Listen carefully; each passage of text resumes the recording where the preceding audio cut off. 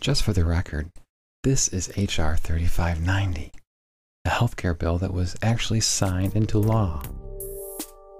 You will notice that it is 906 pages long. Again, just for the record, note the search results when we search this document for the word microchip.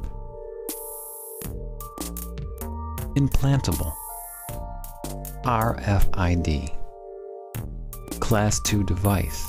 Oh, now we get one hit, under the heading of imposition of annual fee on medical devices. Now that we're on the doorstep of March 23rd, why do I say there will be no mandatory microchip in 2013? Well, I'd like to show you how statements which are misrepresented can work their way into being substituted for facts. So let's take a look at them. First, these hitherto mentioned phrases are found in various parts of the original H.R. 3200, America's Affordable Health Choices Act of 2009. It is important to keep in mind that this bill passed in Congress, but died before it reached the Senate floor.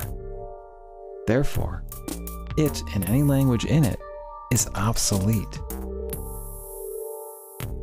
H.R. 3200 was introduced in July of 2009. A month later, an article written by Chuck Norris appears on this site. While offering harsh criticism of the Obamacare bill, there is no mention of microchips or mandatory implants. The criticism is specifically towards the childcare aspects of the bill.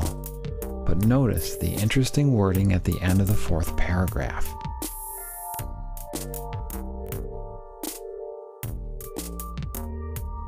Now, on August 30th, 2009, a posting appears on a website called the Daily Paw, submitted by someone named Celeste. This piece contained all the wording that we're familiar with, based entirely on the so-called hidden language within the healthcare bill.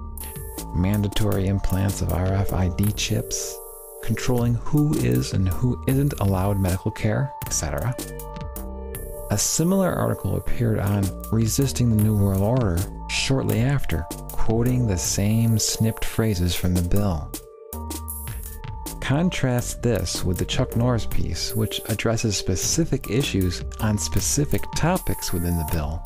The writer or writers of these latter articles seem to be interested only in the use of cherry-picked phrases and suggestive statements that uses language from a bill that would never even make it to the Senate.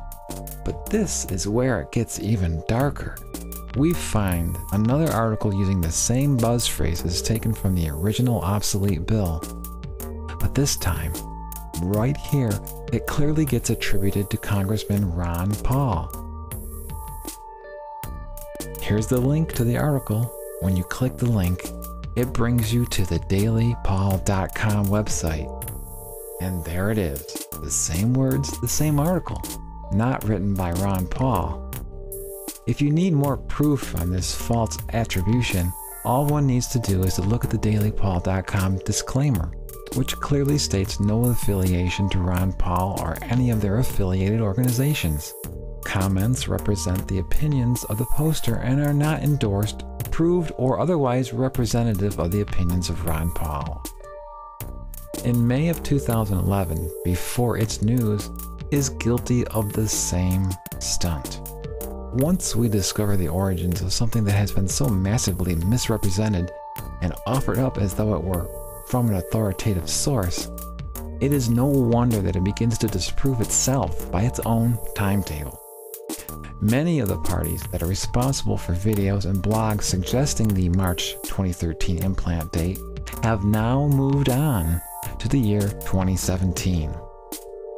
Have they exposed information from a newly leaked government document? Or unearthed legal language hidden in congressional doublespeak? No. They rely solely on a nightly news report speculative opinion piece that was aired in 2007. Does the RFID chip have a future as a tool for Big Brother or the Mark of the Beast? I simply don't know. But what I do know is that if one isn't properly informed, then how will you know what is really going on?